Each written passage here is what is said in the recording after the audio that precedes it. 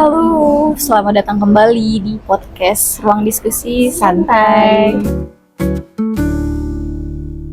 Ya, jadi topik kita hari ini seru banget ya, Kak. Jadi Itu kayak bikin podcast maraton gitu ya. iya benar-benar dalam satu tempat, dalam satu waktu. Kita kasih tahu lagi dong, kita tuh lagi di mana sih? Kita kasih tahu lagi kalau kita masih ada di perpustakaan Taman Ismail Marzuki. Jadi kayak emang tadi kita juga sempat jalan-jalan, tempatnya kondusif banget, ngerjain tugas, belajar, atau cuma sekedar baca buku, atau refreshing, atau bahkan menurut aku first date juga bisa. Bisa sih. First date-nya di perpustakaan. Iya kan? Jadi di sini banyak banget ambience yang enak. Jadi ada yang mungkin kalau ya nanti kita bakal spill tempatnya. Kurang lebih kita akan kasih lihat ke kalian, siapa tahu jadi referensi buat tempat belajar atau tempat kayak gini nih, podcast kayak kita gitu. Benar. Asal jangan ribut-ribut banget ya. Bawa Itu. botol minum, bisa isi. Tadi aku mengisi botol minum juga di sini. Oh ya, boleh bawa tumbler ya, nggak boleh bawa makanan. Oke, kita langsung aja nih Kak Vinka. Oke, hari ini kita mau ngebahas masih di ranah pendidikan. Pendidikan, ya. Jadi masih di topik SDG juga. Jadi kalau misalkan teman-teman mau mencari informasi lebih lanjut, itu bisa langsung aja ngecek ke sdgs.bappenas.go.id.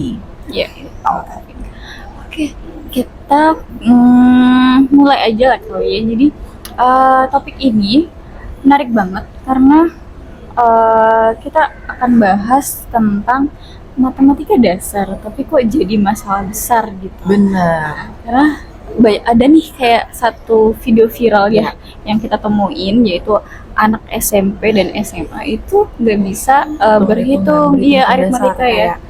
Perkalian kayak misalkan coba nih kita tes SMA ya, 7 kali 3 Terus satu, ya kan? 7 kali 21, 6 kali 4, 24, 5 kali 5. 25. Nah di video-video kayak gitu mereka tuh bingung Iya, hitungannya berapa ya, terus kayak akhirnya mereka ya udah gitu. Terus habis itu ditanya lagi, jadi sistemnya tuh kayak si guru ini ngetes secara bergantian gitu. Muridnya suruh maju satu, terus dikasih tes. Tesnya tuh cuma perkalian dasar seperti itu, bukan yang harus ratusan atau puluhan, misalnya 26 kali berapa gitu. Iya, 26 kali 15 Itu kan agak mikir ya. Gitu kan. Nah, ini tuh kayak gitu, cuman sayang banget malah mereka ini nggak bisa, yang dimana di jenjang mereka SMP atau apalagi SMA itu harusnya sudah di luar kepala.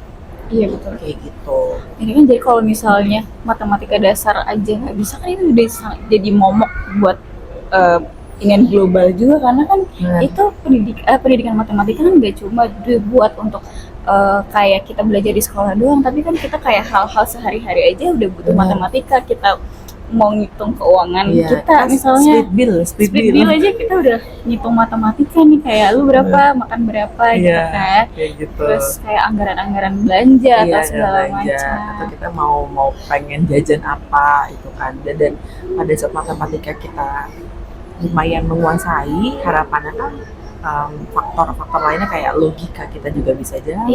Lalu bahkan untuk tes kelulusan matematika pun juga dilihat. Iya betul. Gitu. Karena di lingkungan kerja juga, walaupun kita memang tidak berhubungan secara langsung harus hitung-hitung juga, kita misalnya saya posisi atau Kak Vinka sebagai posisi manajer, itu kan juga harus bisa menganalisis ya. Analisis itu kan juga perlu dengan perhitungan.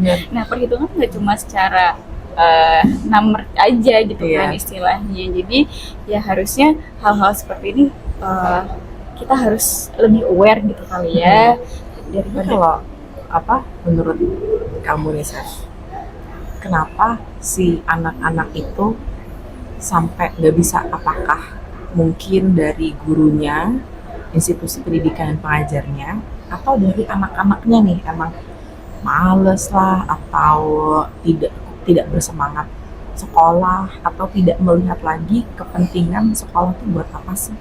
Nah, itu sih yang sebenarnya aku khawatirin banget sih Kak Vinka. Jadi bisa jadi dari kurikulum mungkin juga bisa jadi mempengaruhi. Terus kemudian memang si anak tersebut tidak merasa ingin berkompetitif dengan teman-temannya ya. Padahal hal-hal seperti itu kan juga harusnya mereka niatnya datang sekolah kan untuk belajar ya, bukan hanya sekedar untuk mencari nilai atau sekedar lulus. Itu kan juga pasti perlu di apa namanya ya, perlu dikembangin lah, disemangatin gitu untuk niat-niat belajarnya gitu. Itu sih Kak. Kalau menurut Kak gimana nih dengan konteks yang ada sekarang?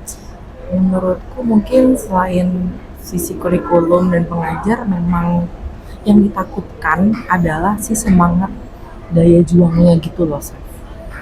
Kayak apa sih, buktinya kita aja nih yang sembari kerja, agak piknik kita aja yang sembari kerja memutuskan untuk yuk kita kuliah lagi karena kita merasa ada sebuah kepentingan atau kebutuhan tersendiri kenapa kita harus belajar gitu kan, kenapa kita harus bisa dapat sarjana, gelar sarjana gitu.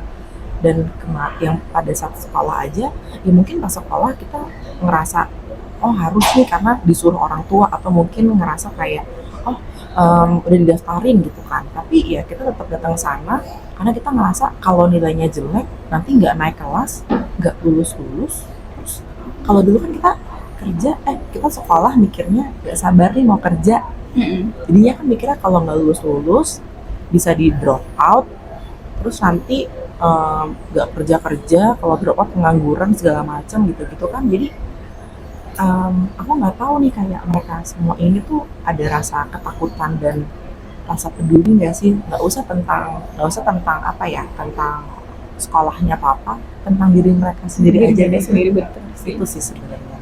Ya, jadi kalau misalnya kalau kayak gini kan tadi Kak Budi tanya, kalau dari segi gurunya kita tuh harusnya gimana sih? Iya, benar-benar. Iya kan. Terus kayak misalnya kalau misalnya mereka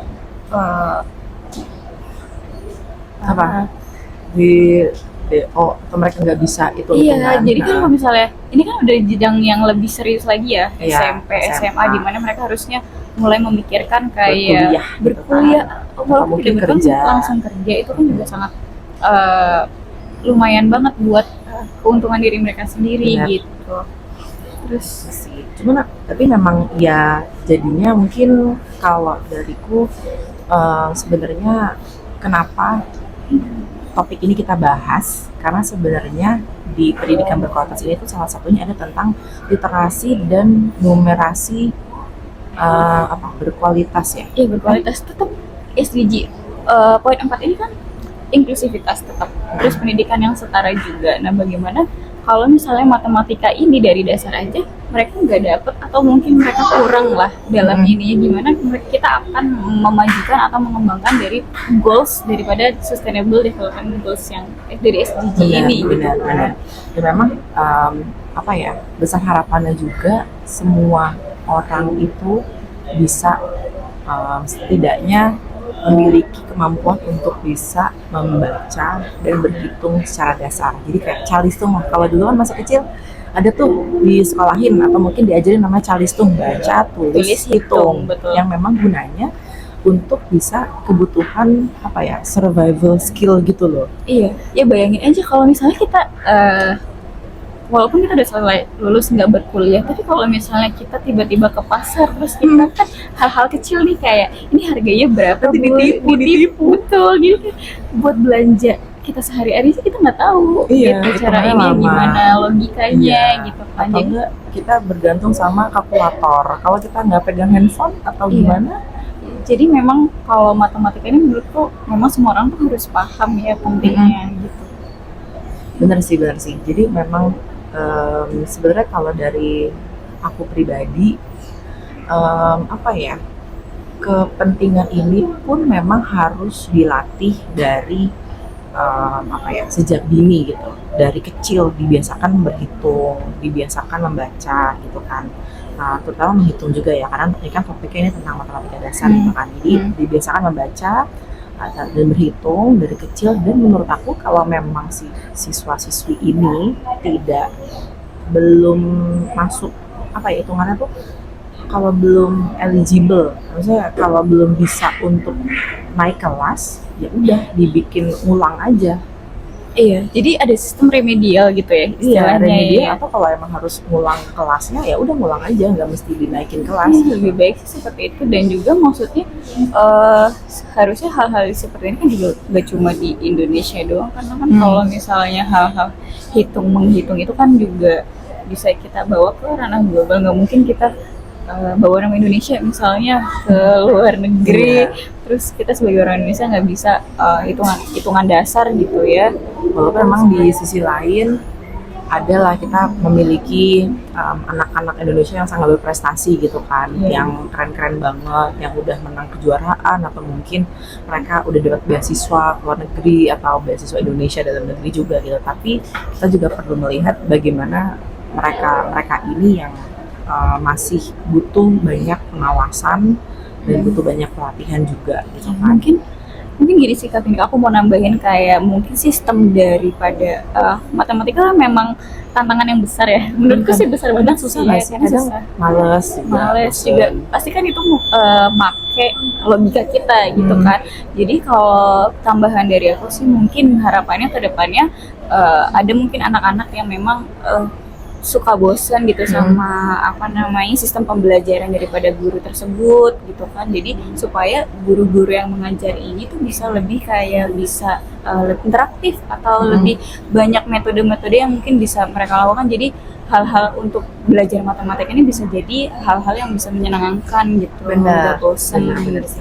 Kayaknya memang metode untuk mengajarkan, membawa materinya pada saat bisa disampaikan dengan menarik, dikemas dengan sepertinya mudah padahal sulit, harusnya kita yang menerima ilmu dan wawasan tersebut itu menjadi lebih mudah menerima. Karena kayak yang kita ketahui semua ilmu eksakta lah, matematika atau mungkin fisika, kimia itu kan susah ya, ketimbang kita belajar sejarah, kayak kasarnya modal hafal gitu kan. Tapi kalau di itu semua kan kita selain menghafal, kita perlu logika, kita perlu problem solving juga segala macam, critical thinking juga. Nah kayaknya sih kita juga ya kalau memang bisa pengajar-pengajarnya pun memiliki rasa tertantang untuk bisa bagaimana membuat murid-muridnya ini mengerti bagaimana materi yang disampaikan kayak gitu. Karena menurutku ya, orang tuh di dunia ada dua macam. Ada yang pintar tapi nggak bisa ngajar. Ada yang bisa ngajar tapi ya pintar cuman beda gitu. Ada yang orang tuh nggak bisa ngajar sama bisa ngajar. Nah kayak gitu. Nah kita tuh butuh guru-guru atau nggak cuma guru lah, kan bisa orang tua atau mungkin temen gitu kan, yang emang bisa ngajar, materinya kita terima, kita juga ngerasa tidak terbebani gitu. Bener banget sih. Jadi kalau misalnya hal-hal kayak gini kan bisa jadi attention yang paling inilah buat semua masyarakat kali ya, terus juga para orang tua, para guru, terus kembali lagi ke lingkungan teman atau gimana gitu ya Kak. Mungkin harapan terakhir dulu deh dari Seva apa? Harapan bukan nggak terakhir juga ya, mudah-mudahan harapan kedepannya sih supaya pendidikan di Indonesia ini bisa lebih berkembang, lebih maju dengan fasilitas, kualitas. Kayak misalnya kan banyak juga sekolah-sekolah kayak di pedalaman juga mereka mungkin kurang ada fasilitas, kayak misalnya dulu kan ada hitungan pakai sempoa atau gimana, perlu alat ya. Jadi mungkin kedepannya bisa disediakan fasilitas yang memadai ya, dan juga kurikulum atau cara metode yang disebutkan metode-metode yang mulai menarik gitu. Jadi si para siswa juga bisa mengembangkan atau mulai tertarik dengan hitung-menghitung. Jadi ke depannya sampai dia SMA, sampai dia lulus, sampai dia bekerja segala macam, itu jadi poin yang bisa mereka bawa gitu. Kalau aku pertama mungkin karena semuanya simbiosis mutualisme ya, dan semuanya itu saling berhubungan. Mungkin yang pertama adalah dari pemerintahnya bisa lebih mensupport dari fasilitas benefit guru. Supaya kalau guru, pada saat ada orang memutuskan untuk menjadi guru, ya mereka merasa nyaman dan yakin karena adanya fasilitas, bisa dari keuangan atau mungkin dari fasilitas lainnya gitu kan. Itu. Terus yang kedua, dari gurunya sendiri, pada saat ada orang menentukan mau jadi guru, menurut aku Indonesia butuh guru-guru terus. Kita tetap butuh guru yang berkualitas, yang memang passionnya mengajar, nggak mesti melulu mengabdi, tapi mau untuk membagi ilmu untuk semua orang gitu. Dan muridnya pun harus ada semangat juang. Itu Benar. menurut.